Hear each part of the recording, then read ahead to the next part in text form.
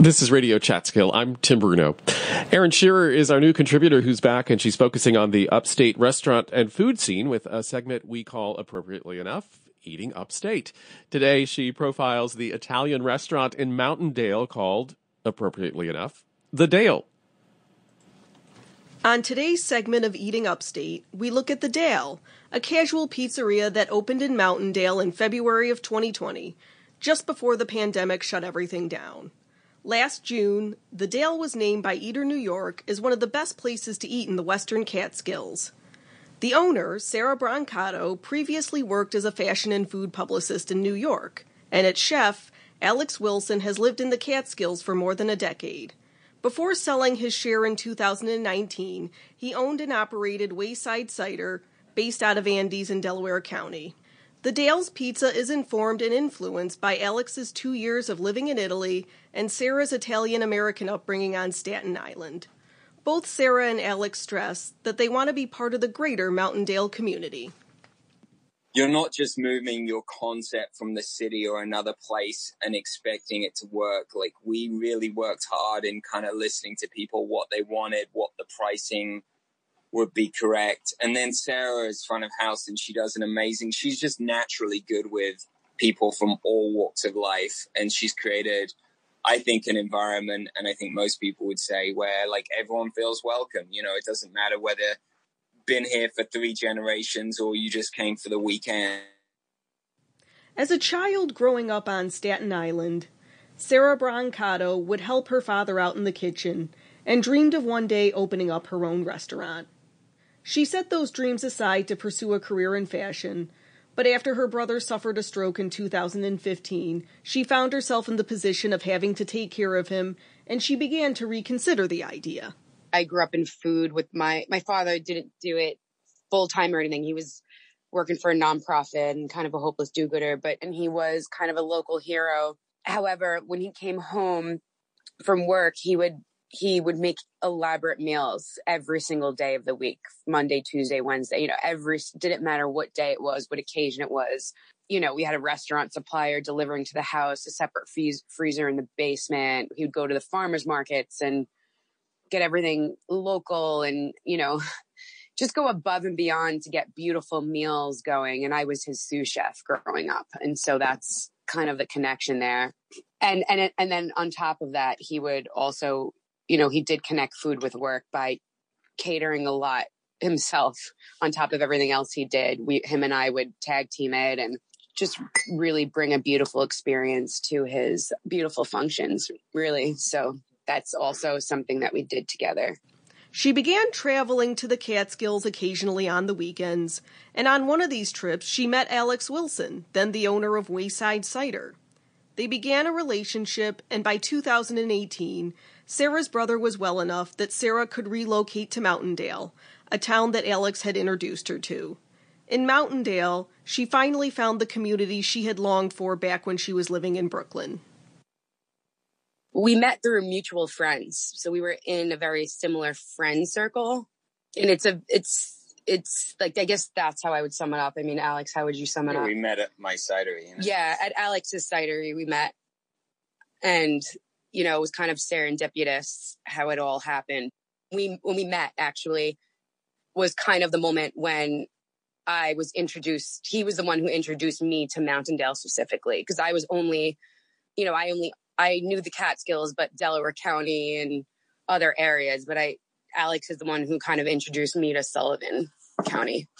I, for the first time in a long time, fell in love with Sullivan County, almost like if it felt like home. So I grew up in Staten Island. I was born in Queens, lived in Brooklyn for over a decade. My parents are from Brooklyn, and my whole adult life, I've traveled because of work, and I was constantly, moving, to the point where, not moving as in moving, just like always moving, always traveling somewhere because of work and pleasure. And it was an ongoing joke. Friends would be like, where is Sara now? Like, where is Waldo? And no one could find me. I was, just couldn't stand still. And when I came to Sullivan County, it was the first time where I wanted to kind of, my roots, like I wanted to ground myself. I started to feel like, oh my gosh, I've traveled the world. I've been to all the boroughs now. And this is like, it felt like home. It felt like everyone I met felt like friends and family. And what you said, it felt a little bit like Mountaindale felt a little bit like old New York. Old New York, like a lost borough almost. Because there were so many people that have moved up. It's very multicultural, especially for the Catskills. It's like, I don't know if it's just around Mountaindale or whether it's certain segments of Sullivan County, but it's like, it's extremely mixed, which is, I think, kind of unique for somewhere in the middle of the countryside, you know? Yeah, like I felt a really extreme sense of community is something I've searched for my whole life because I grew up in a really beautiful community, and that's what I was searching for. I felt like I lost that in Brooklyn, especially traveling. And so when I came to Sullivan County, I felt more than ever and more so in any of the parts of the Catskills that, okay, this is a real community that I can relate to. That feels like home and my family and friends, and I didn't look back, and I still feel great about the decision. Before they opened the Dale, Alex and Sara spent some time traveling to different parts of the country, gauging what kind of pizza they wanted to make. I mean, I've always loved pizza. You know, I lived in Italy for 2 years, and it's like we would always go to the best pizzerias in every town. My boss was Italian and obsessed with going to the best gelateria and pizzeria. So, like, I had Roman pizza, Neapolitan pizza, pizza from Puglia, from Milan.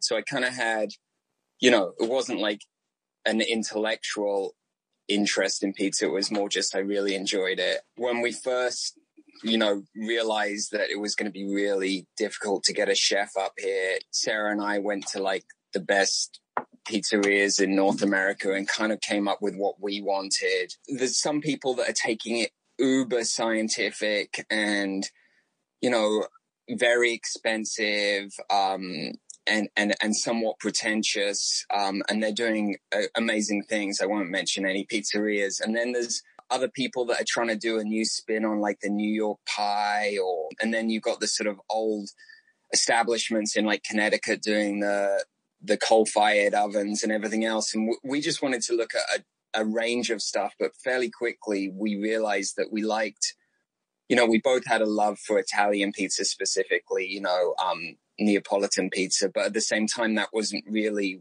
what we wanted. We wanted to kind of blend the New York style, the better New York styles with a Neapolitan to sort of blend it. We found places like DeFaro in Brooklyn, which is like, been going, I don't know how many years, I imagine 35 odd years, completely unpretentious spot. And the guy's just got a formula that is amazing. Pretty much any day of the week, there's lines outside the shop, but it's an old baker's pride oven. It's not this bravado you get with a lot of pizzerias where they have like a wood-fired oven, but they don't really, not suggesting that no one knows how to use a wood-fired oven, but like a lot of people, they think equipment can kind of override skill and time and ingredients. It's a nice centerpiece. It looks great, but we were more impressed by DeFaro with their like 1970s baker's pride oven, at 600 degrees than we were in a lot of the places we went with, 1,000-degree ovens and all the bells and whistles and fancy places. So, DeFaro was a big influence, as was Badia's place in Philly was a real influence. The Dale makes their pizza from a sourdough-based crust, which owes a debt to both Alex's previous life as a cider maker and his time spent in Italy, as well as Sara's Italian-American upbringing. Growing up, Sara loved the Italian food she made and ate at home with her family, but had a hard time with the pizza she'd eat out and wondered if she had had a sensitivity to gluten. With being exposed to sourdough-based crust, she realized that the sensitivity was to artificial yeasts. I didn't really know much about dough at all. And I just kind of, together, we kind of realized we wanted to do sourdough after a ton of testing. And then I realized, the fermentation process is very similar to like a wild fermentation process in cider. It's basically, at its most simple, yeast eating sugars, different kinds of sugars. So yeah, like I'm still learning all the time, but I think something else that that played a big role in this style and what we do. And we don't talk about this much, but marrying a beautiful pizza, but also having the fundamentals of really great ingredients that don't take a toll on your body. I have sensitivities. I don't speak about them, and I wouldn't call them gluten sensitivities, but I grew up not being able to eat a lot of starchy like pizza and pasta. And my family always used a sourdough. They didn't call it sourdough. They just always had a mother. My mom would always make homemade breads, and my Aunt Cecilia would make pizza and homemade pasta, my grandmother. And, I never felt that kind of crash that you get from carbs. And, Alex's formula of using raw honey and the sourdough and our organic flour from Utah, I always tell a lot of customers that don't have an allergy, like a bad allergy, like an actual celiac disease. If someone says, "Oh, do you have gluten-free options?" I'd be like, "Well, tell me a little bit more about, is it an allergy or is it just a sensitivity? And if it is, just, try it out." Because for me, it was the first time, and, I was able to eat a pizza in this style that didn't completely floor me, in terms of my body having a reaction or eating it and then having like a carb crash. Whereas we eat this pizza all day long, not all day long, but every day we're open and, we're not crashing and we don't get those effects. And probably it's not artificial yeast that, we're using. And similar when we all travel to Europe, I hear a lot of customers and friends say, "Yeah, when I went to Germany or Italy, I never feel that effect." And, I had a similar experience in Germany where I can eat the bread there. I traveled a lot in Germany and I figured out quickly that it wasn't the bread or the gluten that was giving me these sensitivities. It was mainly the natural yeast that I would thrive and be able to eat. So I think that's just like another factor that also inspired us. But if you're someone who doesn't like pizza, the Dale also serves salads made with local greens. They also host an open mic on Thursday nights where people from as far as New York City come to participate. I think some people, they come into the Dale and the first thing they'll say is, "We love the food, but we also equally love the vibe." And it fills both of us with joy and reminds us why we're here. Because I think it's sometimes so hard to be in a space and understand the environment. And we have open mics on Thursday and people like, this is the most magical night of the week. I mean, we have local artists, songwriters all over, sometimes the city, sometimes Woodstock. And it's like, I don't feel like, yeah, sure, there's a certain curation that we personally do here, but it's absolutely not forced. And sometimes I feel like we're just an open vessel with our arms open, not forcing it, not controlling it, not putting a label on it, really just open arms, just saying, okay, this is who we are. And like, we're listening to you, like we're listening to the locals and we're listening to what they want and vice versa. And that's what I think the magic is. And having that balance, I think, is the key to success when opening a business, no matter where you are. Whereas I feel like a lot of times that's a challenge to some businesses that have an amazing concept and have these beautiful spots, but not really listening to where they're planting their business. And not to even toot our horn, I just think that's one of the things that we've managed to do well, really. And like I said, it's not something we've controlled or forced. It's like adapting to the environment. It's adapting to the environment in the most organic way possible and just having an open heart. The Dale is located at 4 Old Post Hill Road, Mountaindale. For more information, visit thedaleny, that's one word, .com. I'm Erin Shear. Eating Upstate is a production of WJFF Radio Catskill.